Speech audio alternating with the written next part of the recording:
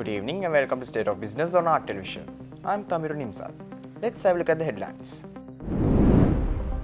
Sri Lanka's construction sector shows expansion in January. Central Bank reports. Sri Lanka requests 5-month stay in Hamilton Reserve Bank case. News in detail.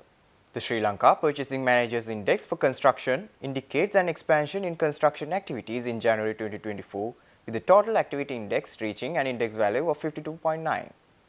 This marks the first time since January 2022 that the index has exceeded the neutral threshold, according to the central bank statement released recently. The expansion in construction activities is attributed to the availability of new construction work, with some suspended projects recommencing on a limited scale during the month. New orders also increased compared to the previous month, with respondents noticing higher availability of both foreign-funded projects and privately funded local projects. However, employment in the construction sector continued to contract, albeit at a slower rate in January. Despite the expansion in activity, there was a decline in employment. The quantity of purchases rebounded in January in line with increases in total activity and new orders. However, respondents highlighted increases in material price mainly due to the impact of amendments made to the value-added tax. Suppliers' delivery time also remained lengthened during the month.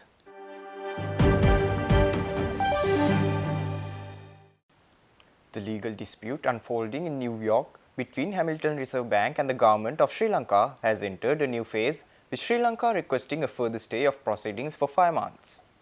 In its memorandum of law supporting the motion for a further stay of proceedings, the government of Sri Lanka cited ongoing debt restructuring efforts that require additional time. The country argued that an additional 5-month stay would facilitate critical discussions with creditors and help ensure the success of the restructuring process. However, HRB opposes Sri Lanka's request for a second stay, arguing that the country has not provided sufficient factual basis for another delay. HRB expressed frustration over Sri Lanka's lack of transparency regarding the status of restructuring negotiations, highlighting the need for clarity and factual information. In response to Sri Lanka's motion, interveners Jesse Guzman, Ultimate Concrete LLC and Intercoastal Finance Limited filed a motion to intervene against HRB. These interveners, who claim to be beneficial owners of some of the bonds in question, seek damages from HRB for alleged misappropriation of funds. U.S. District Judge L. Dennis Court ordered that any opposition to the intervener's motion to be filed by March 15, 2024.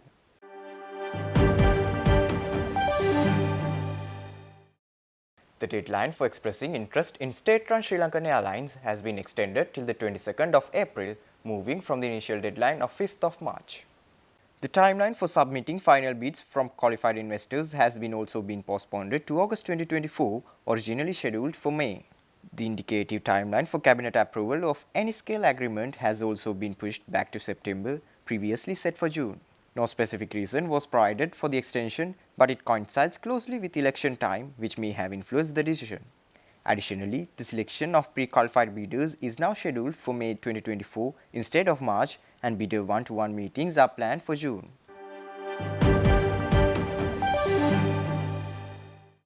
Stay tuned. We will return after the short commercial break.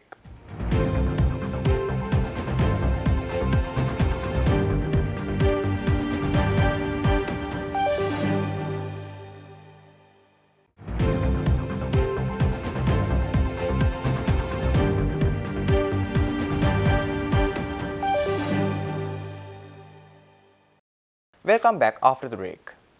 The Commission for Truth, Unity and Reconciliation in Sri Lanka represents a significant initiative aimed at promoting national healing, justice and unity within the society. The Commission sought to clarify the draft bill pertaining to the proposed CTUR in a dialogue held in Colombo recently. These dialogues convened a diverse assembly of individuals and stakeholders, journalists and representatives of civil society organizations.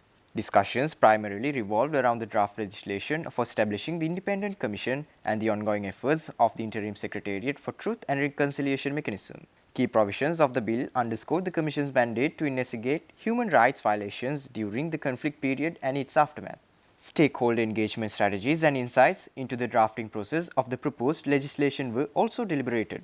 Recognition was given to the necessity for a coordinating mechanism within the government to ensure effective reconciliation and justice.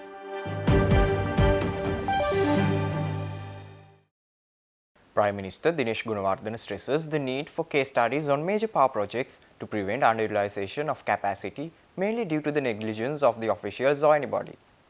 Addressing the AICPA and CIMA Convocation 2024, Premier Gunawardena said qualified chartered global management accountants have an important role as future business leaders of the country. I wish to highlight Victoria Reservoir in our country, which has now completed 40 years as a great success.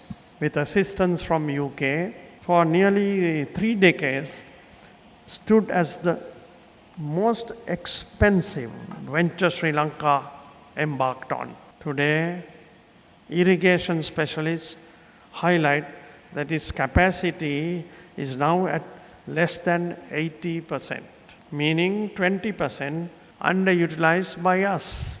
That is 20% less hydroelectricity and 20% less water for farmers.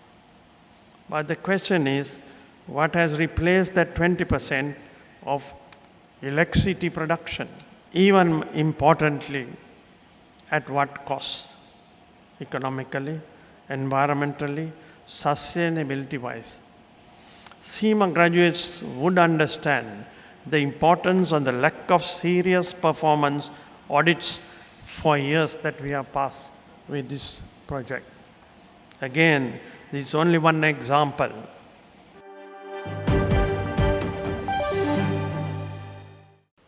People's Liberation Front Politburo member Bimal Ratnayaka says that sold or privatized state enterprises will be taken back under a NPP regime.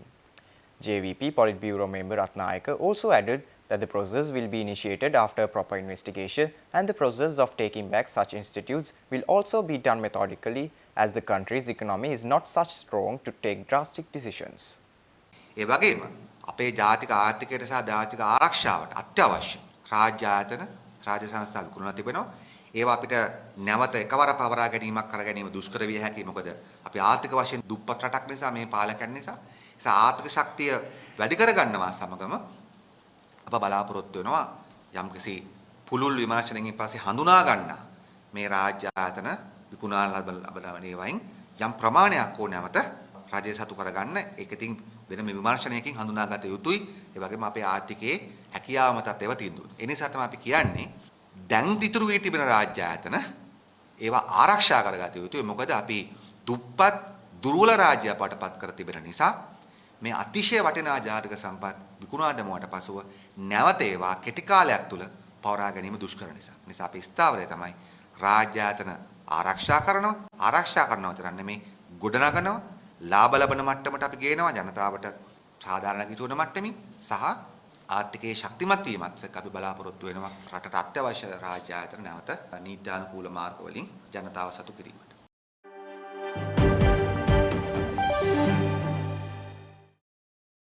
Stay tuned for stock update.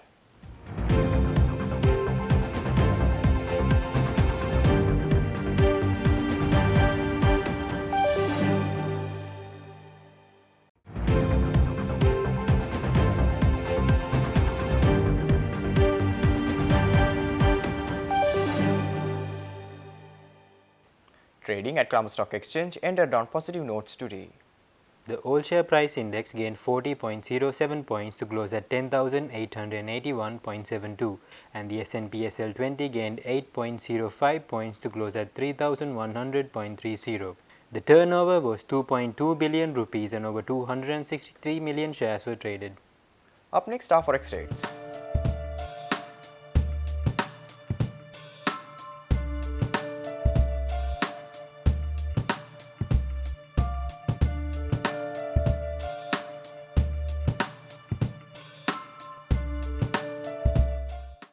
That's all on news for today. For this and more, subscribe to our channel on YouTube and follow us on Facebook.